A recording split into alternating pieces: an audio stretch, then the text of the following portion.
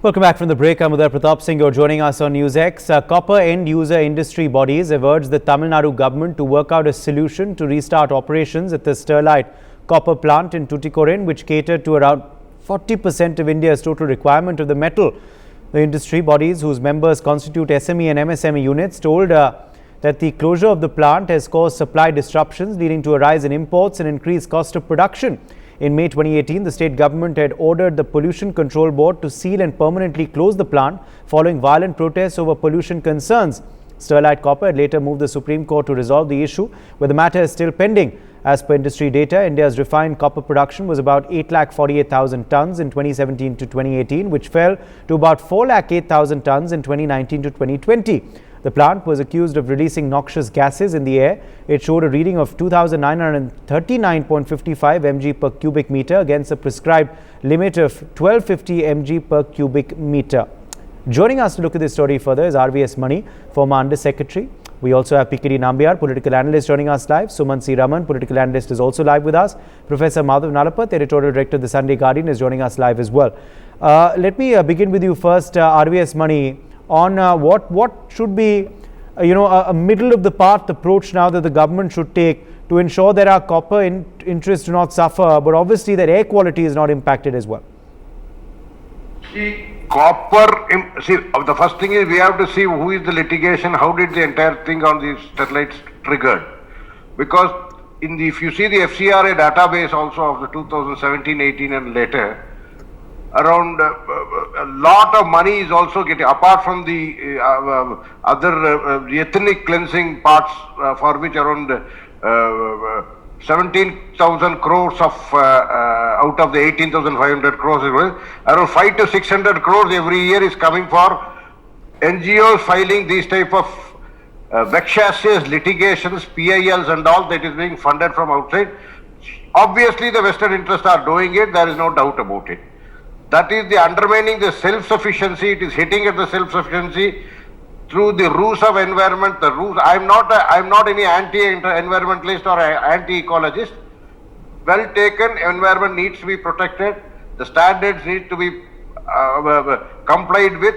However, this type of closure of shops do not give you any benefit. It is not a humane solution to the problem.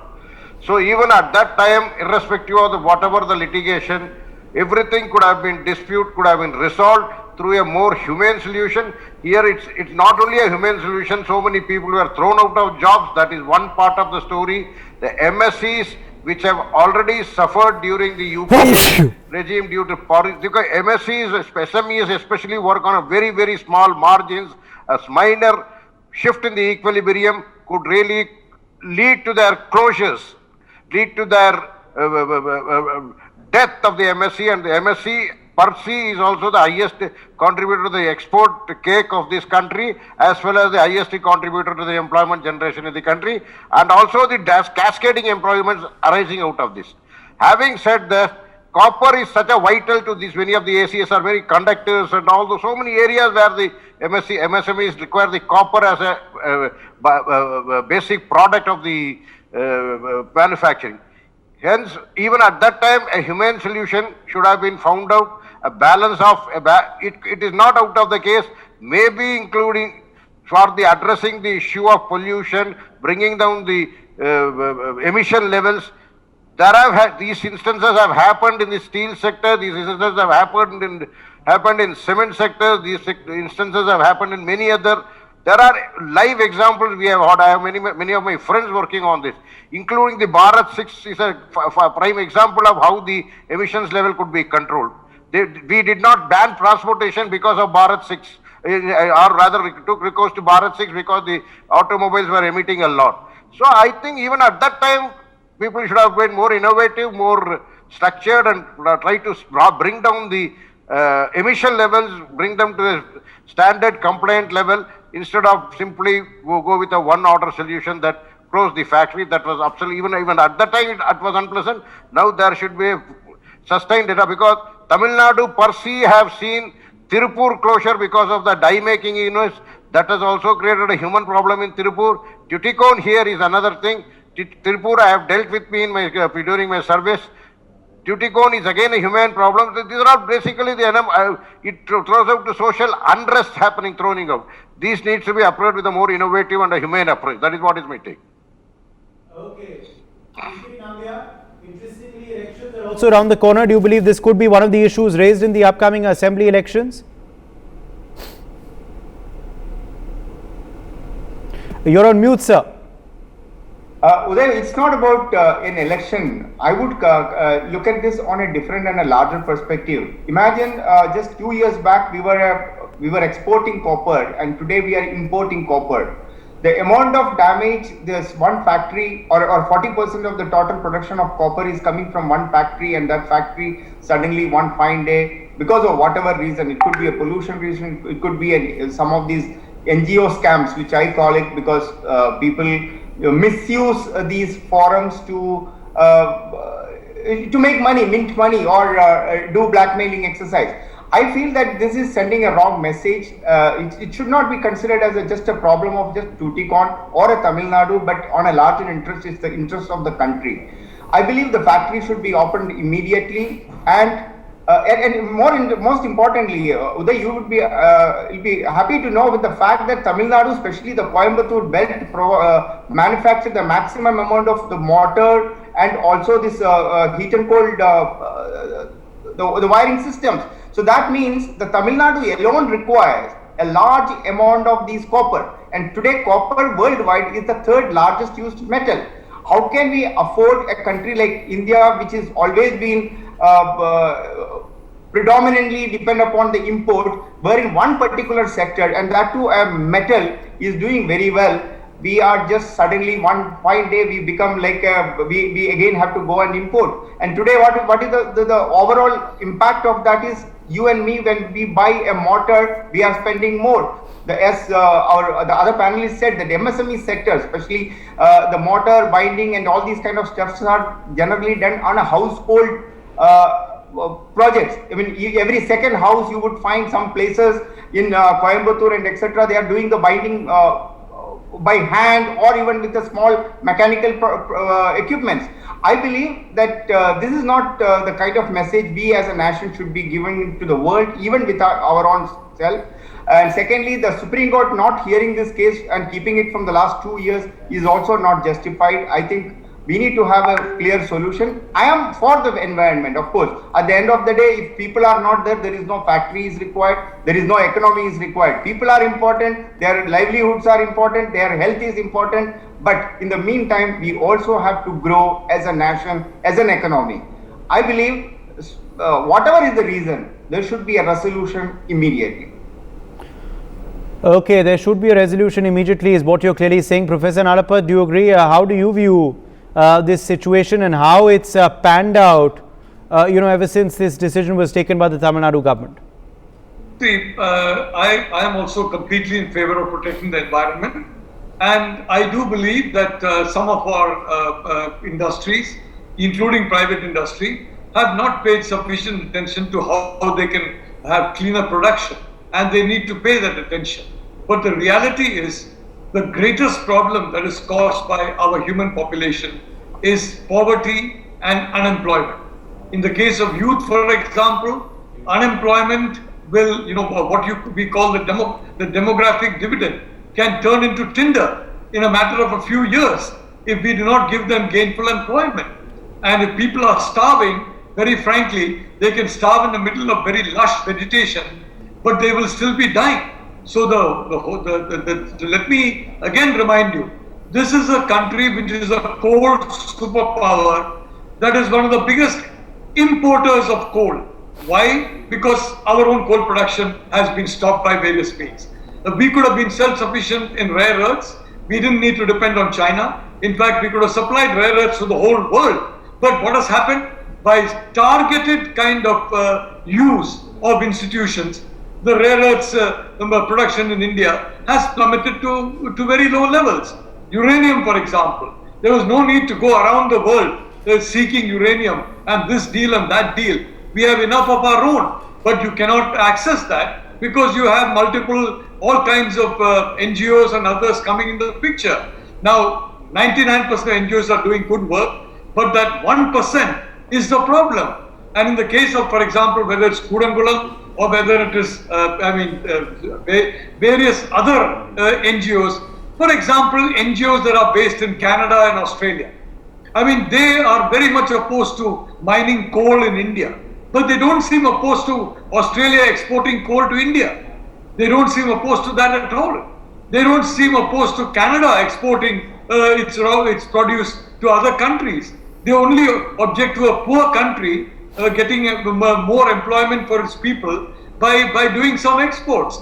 So there is something very strange that has been going on in this country for many decades. And I'm sorry to say, during some of the governments in India, NGOs had more influence. I know, for example, one important political leader of an opposition party, I don't want to name him, he is considered to be a young leader. It was much easier for a foreign NGO to get an audience with him than it was for all his ministers to get an audience with him. And he used to listen to the NGO and then give instructions left and right.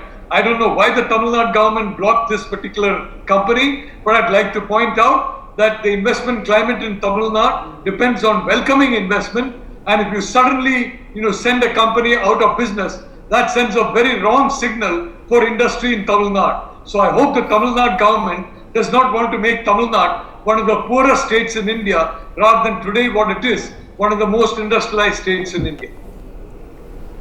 Okay, that's an interesting point of view, of course. But as far as, of course, now middle of the ground solution is concerned, what can that possibly be, PKD Nambiar, keeping in mind environmental concerns and also economic considerations?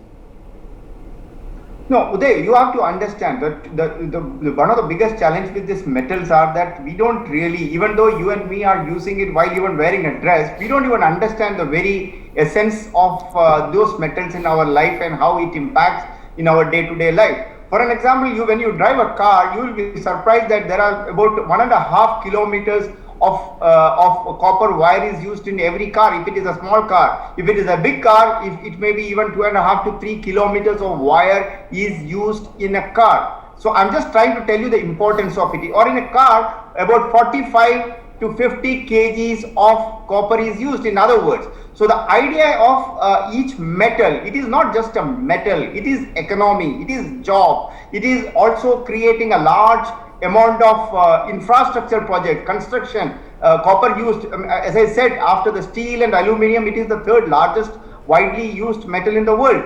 And if a country, before 25 years before, we were importing the copper, and after sterilite copper and etc., we have been able to become a surplus country and started exporting. Even in the last, till 2017, we were exporting to China in a great extent, close to, I think, $2 billion or so. But today we are importing, and we are facing it. And let me tell you that what is this the meaning of this importing metal?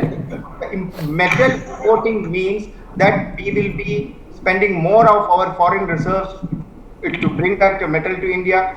The prices have really, as everybody was telling, 40% of the cost have increased of copper in the retail market. That means everything what you use,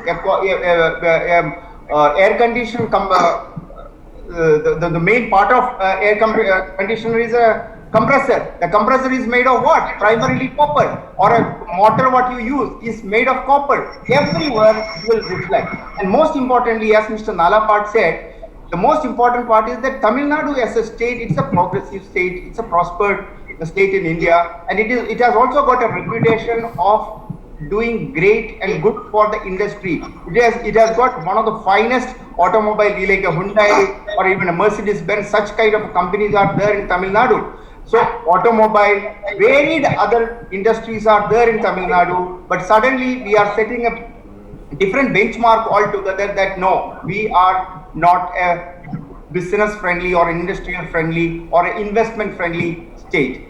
I believe the Supreme Court and the central government or even the Tamil Nadu government should come immediately, protect the nature by protecting, as Mr. Nalapad said, saving the livelihoods of people. And every industry means saving and giving jobs to the people. That means saving the people. Okay, Suman C. Raman is also joining us at this point on the broadcast. Suman C. Raman, how do you view this situation panning out? It's obviously, the continued closure of this plant is affecting the copper situation in the country, increased imports, decreased, quantities of copper that we are domestically being able to manufacture. What is the solution in your opinion? Look, I would divide this entire issue into the pre-firing and the post-firing stage. Now, until the incident where 13 people lost their lives in police firing, I think that until then it was definitely possible to look at this entire issue dispassionately.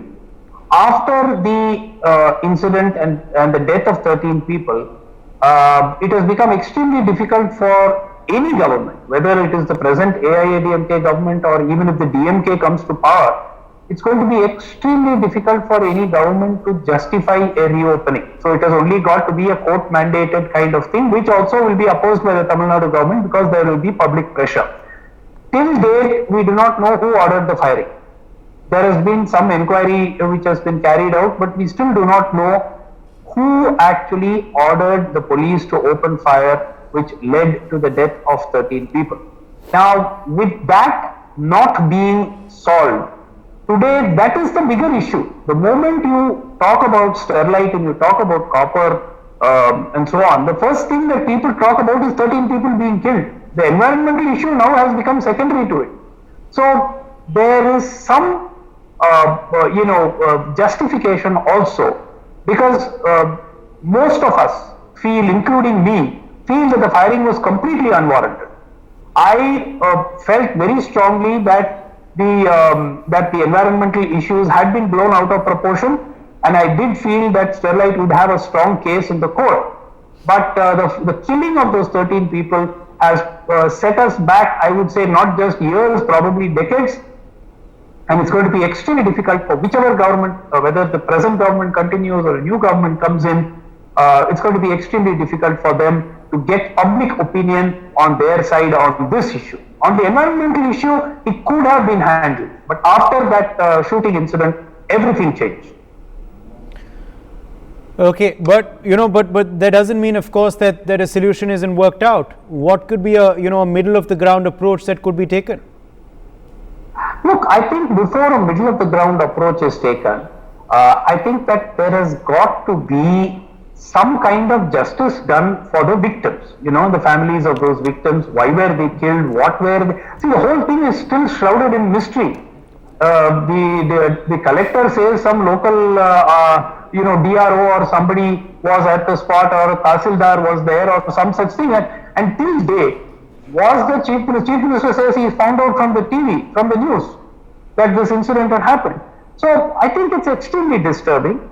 So you cannot look at reopening the plant in isolation of that incident, simply because public pressure will not allow that. You can get an order from the court, but for a government to implement it, it's going to be extremely difficult. So I think that the government first has to focus on justice for those 13 victims, and then in parallel look at the environmental issues, having stricter controls and stricter safeguards, better monitoring. Sterlite says everything was being monitored by the TNPCB for many years, and if you go into the pollution control boards, it's a huge story. Apparently, licenses are routinely issued several months after they lapse. Large numbers of factories apparently function without licenses. And, less said about the integrity of some of the officials there, the better. So this whole thing Sterlite is simply emblematic of what a lot of the rot in the TNPCB. If TNPCB had done its job to the fullest and to how it's supposed to function, we would never have got here. We would never have reached even a stage where there would have been a permanent closure of the plant. So it's very easy for people to blame A or blame B, but the government is as much to blame for where we are. The state government is to blame, the center is to blame, the factory management is to blame. Everybody has a share of the blame in this mess. Nobody comes out clean. RVS Mani, respond to that. I will tell you one thing. Sumant, if all the compliance certificates are produced by the Sterlite, will the TNPCB clear it? No. Still the system inertia will happen. So, to that extent, TNPCB may not be an isolated case. In most of the state pollution control board, the situation is same. There is no difference about that. However, in the context of this, I want to really flag that we have now landed in a Kashmir-like situation. You create a problem illusory, you create a problem real or illusory. Thereafter, and in protest against that problem, some other diversion takes place. Who fired it? That needs to be established. I really agree that the person innocent, if have been killed, the killer should be brought to book. There is no doubt about it. Having said that, for reopening the solution plant for dispute resolution, it is the technological solution is the only recourse. Whether it is like the Bharat 6 turnaround or it is in cement industries, there have been certain turnaround. There is no doubt about it. Certain times, simple marginal housekeeping method improvements could even reduce the energy consumption, and the technologies can be developed out of that. Some sort of a quality circle types, even the workmen will be able to say how the emissions can. These are all realities, these are all happening all over the world. So we have to search for a solution through their own technological solution to mitigating the problem of pollution. But we need to do it, whatever we do it, we need to do it urgently.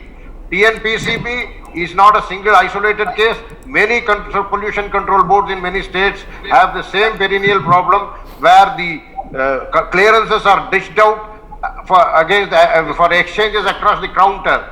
No proper mitigation tests are conducted, or even assessments are properly conducted. All right, I'm going to have to leave it at that. We've run out of time. Just one. My thanks to all of Sumant C. Raman. Okay, 10 seconds to you. I have to end. Yeah, 10 seconds. See, I've been through this whole case in great detail.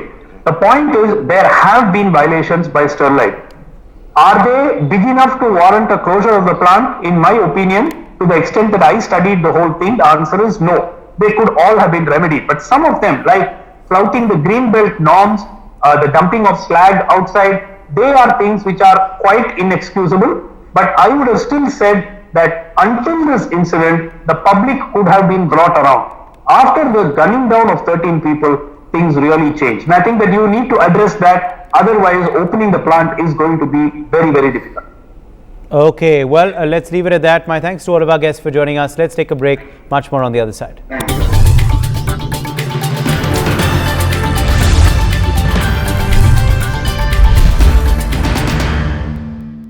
For more such videos, subscribe to the NewsX YouTube channel, hit the bell icon.